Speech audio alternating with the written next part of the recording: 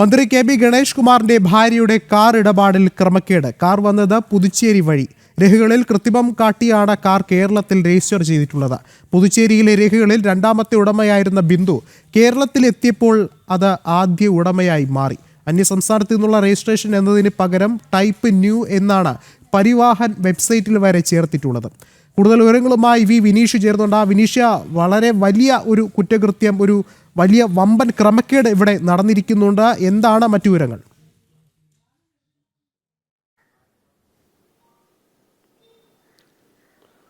തീർച്ചയായിട്ടും വിഷ്ണു സൂചിപ്പിച്ചതുപോലെ തന്നെ മന്ത്രി കെ.ബി. ഗണേഷ് കുമാർ ആഡംബര കാർ വാങ്ങിയതിൽ, അതുമായി ബന്ധപ്പെട്ട രജിസ്ട്രേഷൻ നടത്തിയതിൽ വലിയ തിരിമറികൾ നടത്തിയിരുന്നു എന്നതാണ് പ്രധാനപ്പെട്ട രേഖകളായി പുറത്തു വരുന്നത്. അത് വിവരാവകാശ പ്രകാരം ലഭിച്ച രേഖകളിലും ഒപ്പം തന്നെ പരിവാഹൻ സൈറ്റിൽ പരിശോധിക്കുമ്പോൾ നമുക്ക് മനസ്സിലാക്കാൻ സാധിക്കുന്ന രേഖകളും അതെല്ലാം തന്നെ പൊരുത്തക്കേടുകൾ ഉണ്ട് എന്ന് തന്നെയാണ് കാണിക്കുന്നത്. കാരണം പ്രധാനമായും 2013 ഈ ഇപ്പോൾ നേരത്തെ മന്ത്രിയുടെ കയ്യിലുണ്ടായിരുന്ന മിനി കൂപ്പർ കാർ, ആ കാറിനെ സംബന്ധിച്ചിടത്തോളം അദ്ദേഹത്തിൻ്റെ ഭാര്യയുടെ പേരിലാണ് രജിസ്റ്റർ ചെയ്യുന്നത്.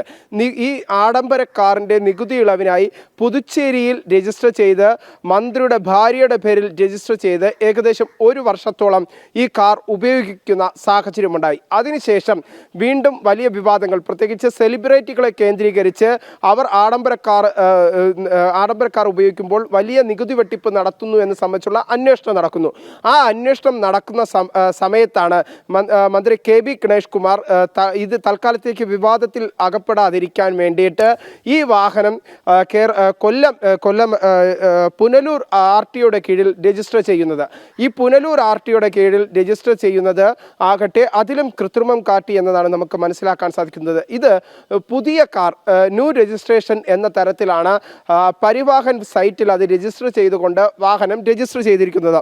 നമുക്ക് മനസ്സിലാക്കാൻ സാധിക്കുന്നത് 2012 നിർമ്മിച്ച് ഇറക്കുമതി ചെയ്ത കാറ് 2013 ജൂൺ 12 നാഗ്പൂരിൽ MH40AC 66666 എന്ന നമ്പറിൽ ഇവിടുത്തെ ഒരു വാഹന ഡീലർ ആദ്യ ഉടമയായി രജിസ്റ്റർ ചെയ്തത്. അതിനുശേഷം 2017 പുതുച്ചേരിയിൽ car palace number 225 shop number 1 Subbaraya Pillai street എന്ന വിലാസത്തിൽ മന്ത്രിയുടെ ഭാര്യയുടെ പേരിലേക്ക് PYCQ 0012 എന്ന നമ്പറിൽ ഉടമസ്ഥാവകാശം മാറ്റി. ആ ഉടമസ്ഥാവകാശം മാറ്റിയതിനു ശേഷം ആ ഉടമസ്ഥാവകാശം നടത്തിയതിലാണ് കൃത്രിമം കാണിച്ചിരിക്കുന്നത്. കാരണം കേരളത്തിൽ രജിസ്റ്റർ ചെയ്യാതെ അത് പുതുച്ചേരിയിൽ മന്ത്രിയുടെ ഭാര്യയുടെ പേരിൽ രജിസ്റ്റർ ചെയ്തു എന്നതാണ് പ്രധാനപ്പെട്ട കുറ്റം. ഒപ്പം തന്നെ അതിൽ നികുതി വെട്ടിപ്പായിരുന്നു മന്ത്രി പ്രധാനമായും കണ്ടിരുന്നത്. അതിൻ്റെ അടിസ്ഥാനത്തിൽ തന്നെയാണ് ഭാര്യയുടെ പേരിൽ രജിസ്റ്റർ ചെയ്തുകൊണ്ട് അദ്ദേഹം MLA എന്ന ബോർഡ് വച്ചുകൊണ്ടുപോലും 1 വർഷത്തിലധികം ഈ വാഹനം ഉപയോഗിച്ചു. പുതുച്ചേരി രജിസ്ട്രേഷനിൽ തന്നെ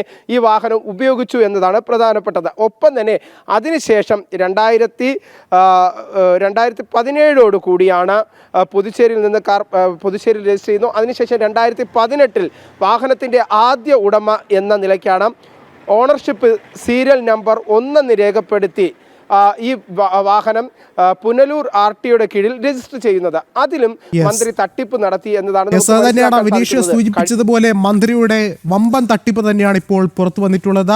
വിനീഷാണ് വിശദമായ വിവരങ്ങൾ നൽകിയത്.